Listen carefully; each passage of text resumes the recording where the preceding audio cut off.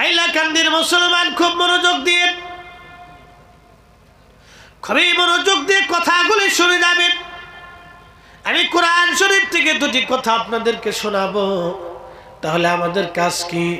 আমাদের কাজ হলো আল্লাহর কোরআন বলে, ইয়া আইয়ুহাল্লাযীনা আমানুত্তাকুল্লাহা হাক্কা তুকাতিহি ওয়ালা তামুতুন্না ইল্লা ওয়া আনতুম মুসলিমুন। আমাদের কাজ, আল্লাহ বলে, ইমানদার আমি আল্লাহকে ভয় করো। কি করে তুমি ভয় করবে? ভয় করার মতো তুমি ভয় করো, ভয় করার মতো তুমি ভয় করো। ভয় যেইভাবে করলে ভয় হয় সেইভাবে তুমি করো, ভয় করার মতো ভয় করো। নাহমাদুহু ওয়া নাস্তাঈনুহু ওয়া নাস্তাগফিরুহু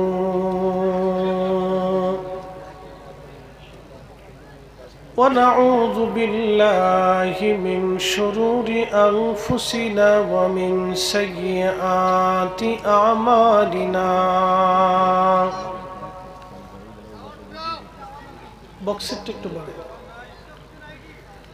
من يهده الله فلا مضل له ومن يضلله فلا هادي له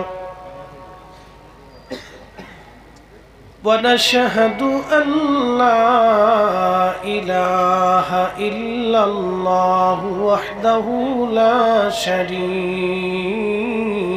له ونشهد أن محمدا عبده ورسوله أرسله بالحق بشيرا ونذيرا وداعيا إلى الله بإذنه وسراجا منيرا.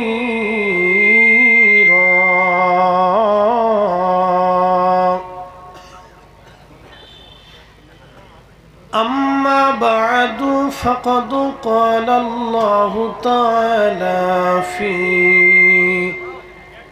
كلامه المجيد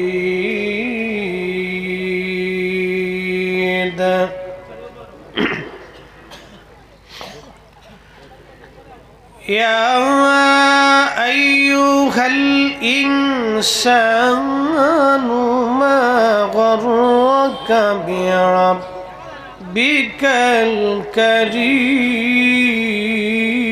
الكريم الذي خلقك فسواك فعدلك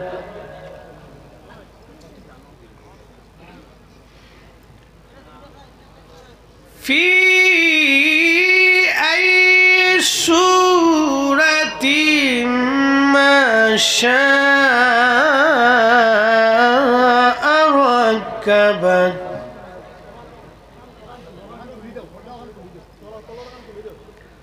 كلا بل تكذبون بالدين وإن عليكم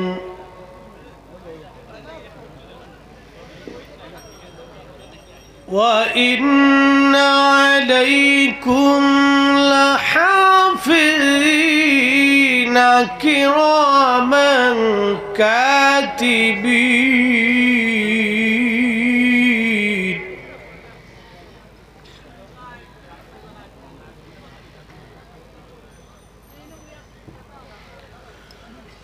وإن عليكم لحافظين كراما كاتبين يعلمون ما تفعلون.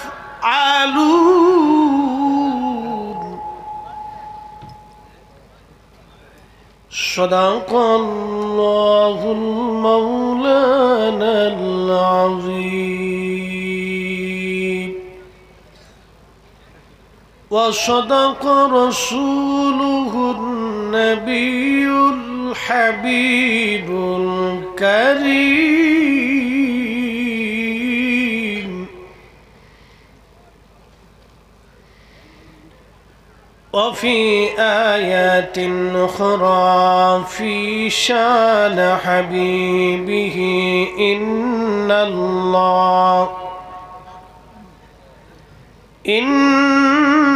الله وملائكته يصلون على النبي يا أيها الذين آمنوا صلوا عليه وسلموا تسليما اللهم صل على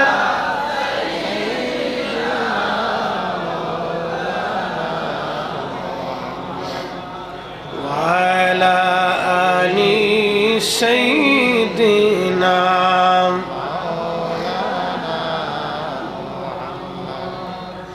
উড়ে যাউরে করিমগঞ্জের হাওয়া যাউরে উড়ে মদিনায় উড়ে যাউরে হাইলাকান্দির হাওয়া যাউরে উড়ে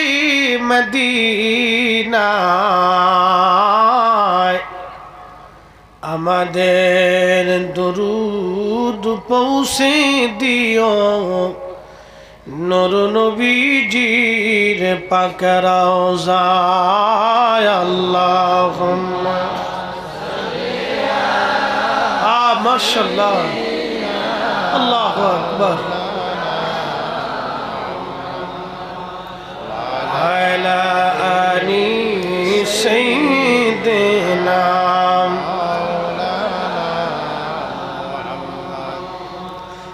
তুমি আল্লাহর প্যারা হাবিব তোমার তুলনা নাই কেউ আছে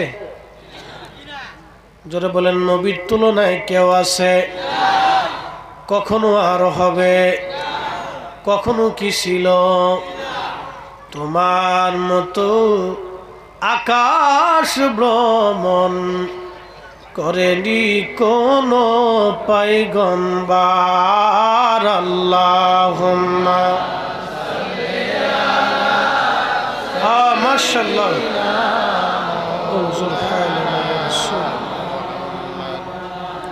وعلى آل سيدنا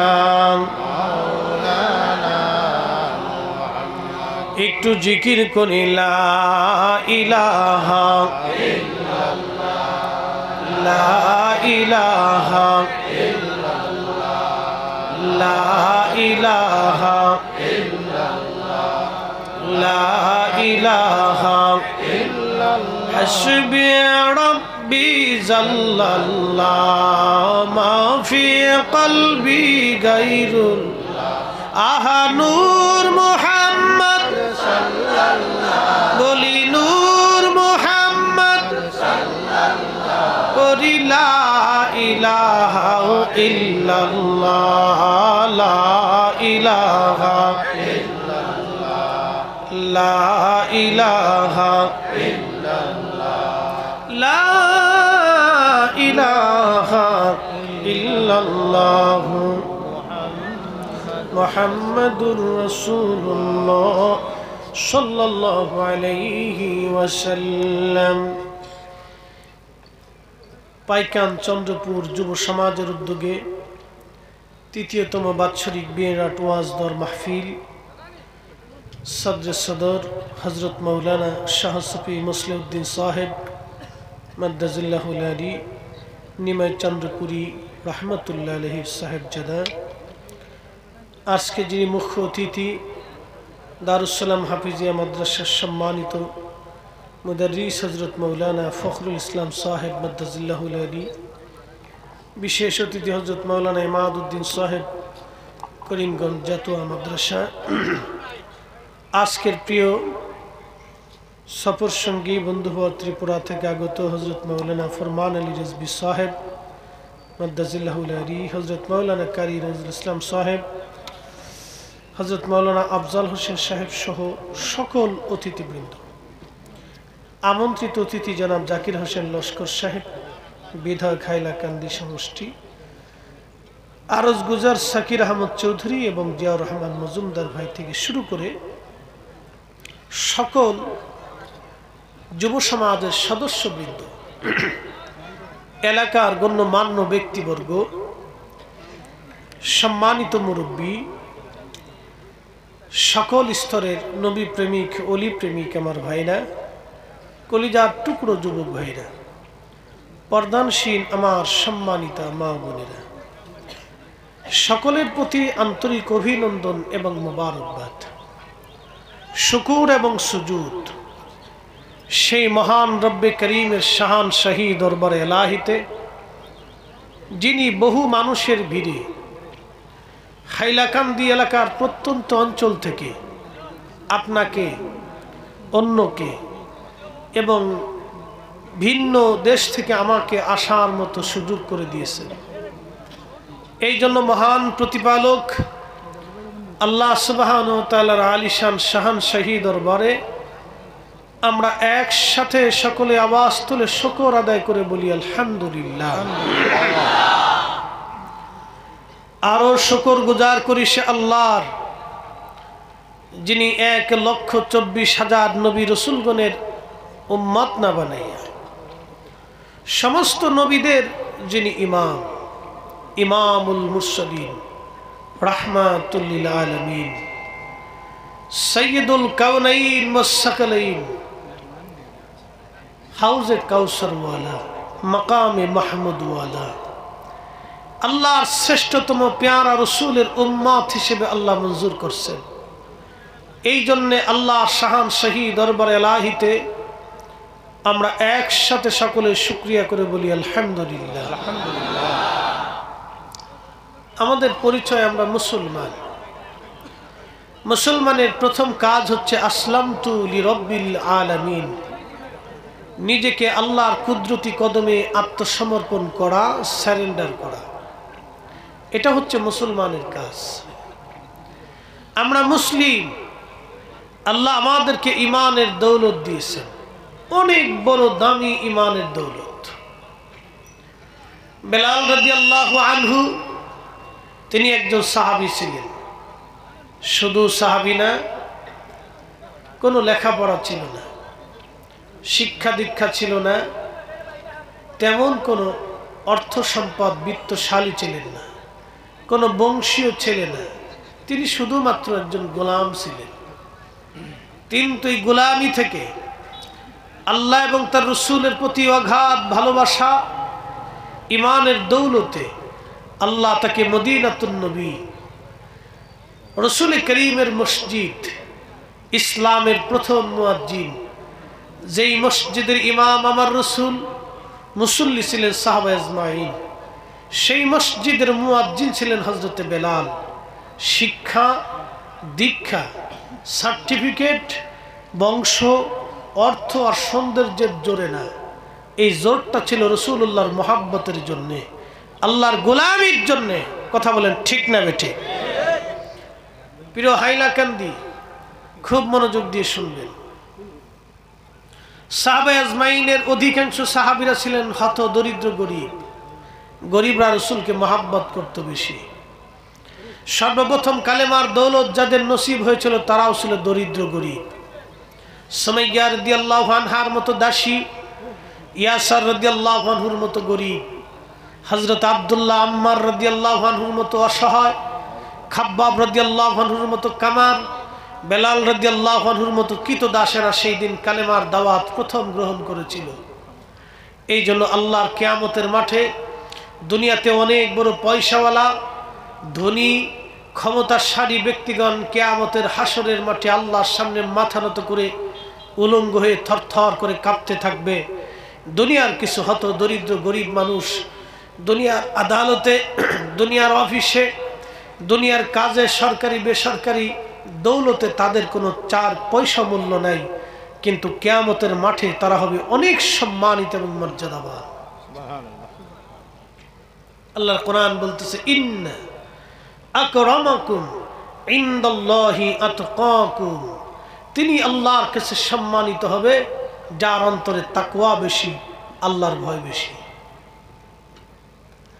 যার অন্তরে তাকওয়া বেশি, আল্লাহর ভয় বেশি, তিনি আল্লাহর দরবারে সম্মানিত হবে। এই কথাটা সারা জীবন মনে রাখবেন। অর্থ, বিত্ত, ক্ষমতা আর আমাদের জ্ঞান গরিমা দিয়ে আল্লাহর দরবারে ক্ষমা পাওয়ার 4 পয়সাও সুযোগ নেই, 1 পয়সাও মূল্য নেই। আল্লাহর বান্দার অন্তরে যার তাকওয়া বেশি, আল্লাহর দরবারে তার মর্যাদা বেশি। আকাশ ভেঙে যাবে, পৃথিবী পুড়ে যাবে, সাগর শুকিয়ে যাবে, আল্লাহর ফয়সালা লা তাবদীলা কালিমাতিল্লাহ, কখনোই পরিবর্তন সংযোজন বিয়োজন হবে না। আল্লাহ যাহা বলেছে এটাই ঠিক, যাহা বলেছেন এটাই ঠিক এবং এটাই হবে।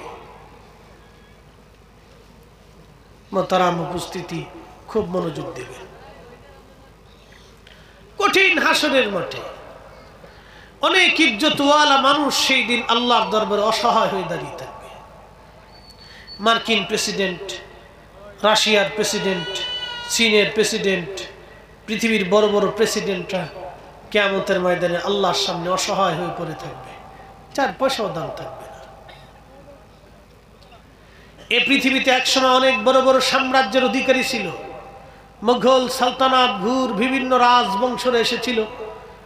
হিন্দু, বৌদ্ধ, খ্রিস্টানদের রাজবংশ ছিল। যুগের পর যুগ তারা এই উপমহাদেশ শাসন করেছে।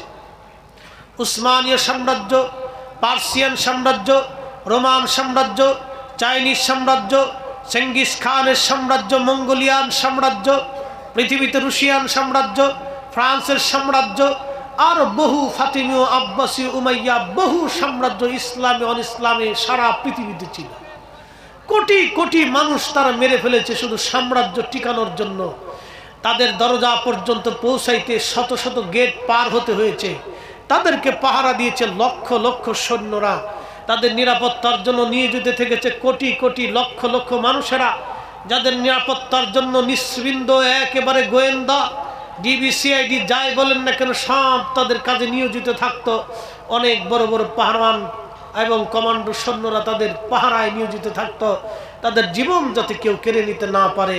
কিন্তু বলুন, তারা কি পৃথিবীতে আসে না কবরে চলে গেছে? চলে গেছে, পৃথিবীতে নাই। কারো কবরের নিশ্চিহ্নতা হারিয়ে পড়েছে, কারো কবরের চিহ্ন দুনিয়াতে নাই। বিরাট বড় বড় প্রাসাদ পড়ে আছে, কিন্তু গর্জন তর্জন হাক সেই নীতি সাম্রাজ্য তাদের আজ দুনিয়াতে নাই। পৃথিবীটা এইরকম, দুনিয়াটা এইরকমই। সাম্রাজ্য হারিয়ে গেছে, কবর পর্যন্ত হারিয়ে গেছে, সমাধি পর্যন্ত হারিয়ে গেছে। তাদের বিরাট বিরাট প্রাসাদগুলিতে চামচিকে, তেলা পোকা, পোকামাকড়, সাপ, বিচ্ছু বসবাস করে, কিচ্ছু নাই। 1450 বছর আগে কোরআনে আল্লাহ পাক জানিয়ে দিলেন, কুল, হুজুর আপনি বলুন, ইন্নাল মাউতাল্লাযী তাফিররুনা মিনহু, আপনার উম্মত, আমার বান্দারা মানুষ মৃত্যু থেকে, মরণ থেকে পালানোর চেষ্টা করে, শুধু মরণ থেকে পালানোর চেষ্টা করে।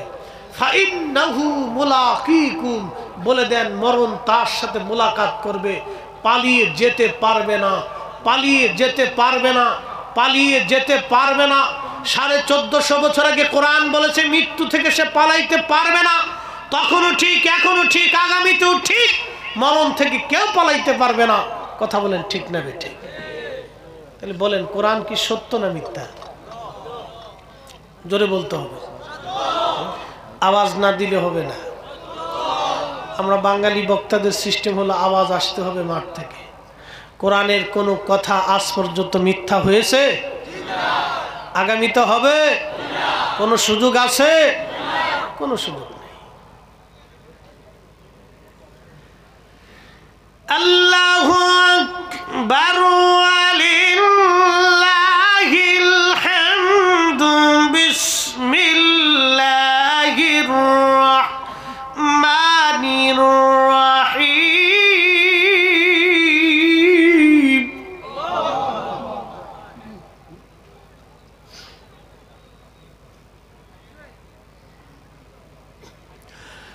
ثم تردون إلى عالم الغيب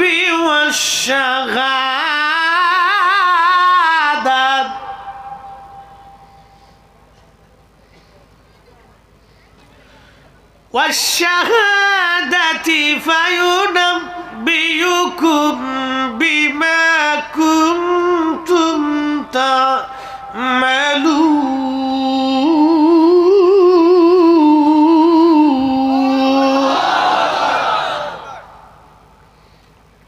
কার কালাম?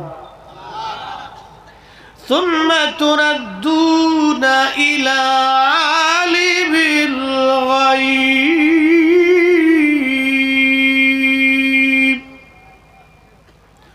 الغيب والشهادة.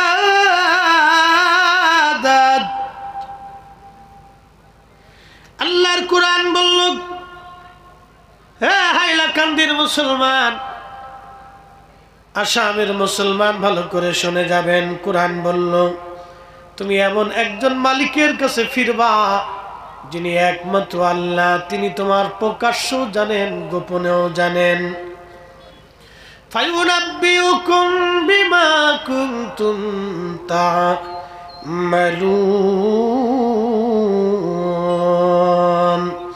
তুমি যা করো না কেন, সেই দিন আমার রব, আমার আল্লাহ তোমাকে সব কিছু জানাইয়া দিবে। কোনো কিছুই আল্লাহর গোপন রাখবে না।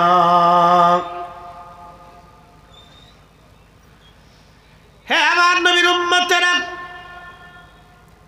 আল্লাহর কুরআন বলল, ওয়া ইন্না আলাইকুম লাহাফিজিন কিরামান কাতিবিন ইয়ালামুনা মা তাফআলুন। দুই কাঁধে দুইজন ফেরেশতা, জীবনেও কোনোদিন আমরা দেখি নাই, দেখা সাক্ষাৎ কোনোদিন হয় নাই, কথাবার্তা হয় নাই, কিন্তু আছে। আমরা মুসলমানরা বিশ্বাস করি আমাদের দুই কাঁধে দুইজন ফেরেশতা থাকেন। একজন কিরামান কাতিবিন, দুইজন ফেরেশতা, তাদের কাজ হলো ইয়ালামুনা মা তাফআলুন। তোমরা যাহা করো না কেন তারা সব জানে। গোপনে যা করেন আল্লাহ সব লেখে, প্রকাশ্যে যা লেখেন জানেন বলেন আল্লাহ তো কিরামান কাতিবিন দিয়ে সব লেখার। কোনো কিছু আপনার জীবনে গোপন থাকবে না বলে এটা কি করে সম্ভব? আজকে উন্নত বিশ্বের যুগে, স্যাটেলাইটের যুগে, একটা স্যাটেলাইট দিয়ে, ইন্ডিয়ান স্যাটেলাইট দিয়ে সারা ইন্ডিয়ার ভিতরে কোথায় কি আছে ধরা যায়। এমনকি বাড়ির ঘরের মধ্যে কি আছে তাও দেখা যায়। উঠানের মধ্যে কি আছে স্যাটেলাইটের মাধ্যমে দেখা যায়। এটা উপগ্রহ, একটা স্যাটেলাইট লক্ষ লক্ষ মাইল দূর। একটা স্যাটেলাইট দিয়ে যদি আপনার ঘরের অংশ দেখা যেতে পারে, তাহলে আপনারা বলেন তো আল্লাহর কাছে কোনো কিছুই গোপন নাই, আল্লাহর কাছে সব কিছুই ওপেন। যতই চেষ্টা করেন পালানোর কোনো রাস্তা নাই, ঠিক কি না? কোনো রাস্তা নাই। হাইলাকান্দির মুসলমান খুব মনোযোগ দিয়ে, খুবই মনোযোগ দিয়ে কথাগুলি শুনে যাবেন। আমি কোরআন শরীফ থেকে দুটি কথা আপনাদেরকে শোনাবো। তাহলে আমাদের কাজ কি? আমাদের কাজ হলো আল্লাহর কোরআন বলে, ইয়া আইয়ুহাল্লাযীনা আমানুত্তাকুল্লাহা হাক্কা তুকাতিহি ওয়ালা তামুতুন্না ইল্লা ওয়া আনতুম মুসলিমুন। আমাদের কাজ, আল্লাহ বলে, ইমানদার আমি আল্লাহকে ভয় করো। কি করে তুমি ভয় করবে? ভয় করার মতো তুমি ভয় করো। ভয় করার মতো তুমি ভয় করো, ভয় যেইভাবে করলে ভয় হয় সেইভাবে তুমি করো, ভয় করার মতো ভয় করো। হযরত ওমর রাদিয়াল্লাহু আনহু সারা রাত ঘুরে ঘুরে তিনি দেখতেন কে খায় কে খায় না, কে ঘুমায় কে ঘুমায় না। হযরত ওমর বেদুইন এলাকায় চলে গেল। বদু আরবি অঞ্চলে মরুভূমির ভিতরে কিছু বেদুইন থাকে। বদু অত্যন্ত দুর্দর্শ এবং তারা কষ্ট সহিষ্ণু হয়ে থাকে। বদু এই বদু অঞ্চলে তিনি চলে গেলেন রাতের আধার। বদু অঞ্চলে চলে যাওয়ার পরে হযরত ওমর লক্ষ্য করলেন একটা বদুর ঘরের ভিতর থেকে মিট মিট মিট মিট করে আলো জ্বলে।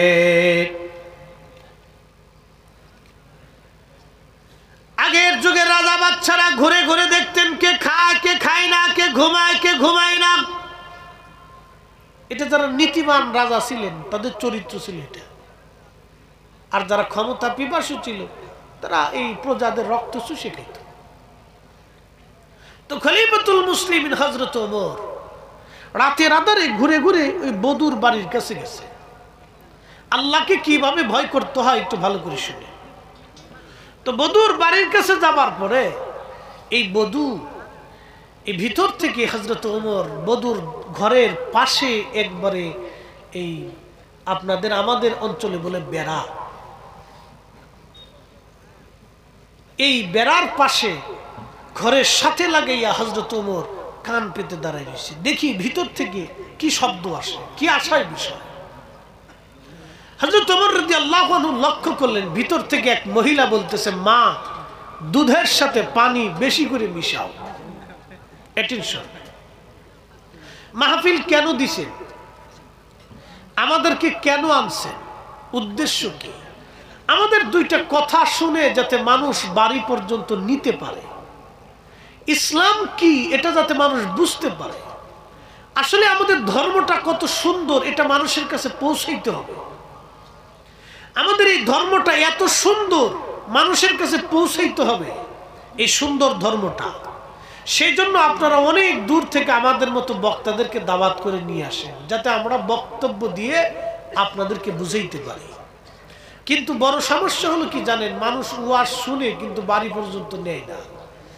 আমাদের বাংলাদেশে একটা অঞ্চল আছে নাম বরিশাল। এই বরিশালে জুয়ার ভাটার এলাকা।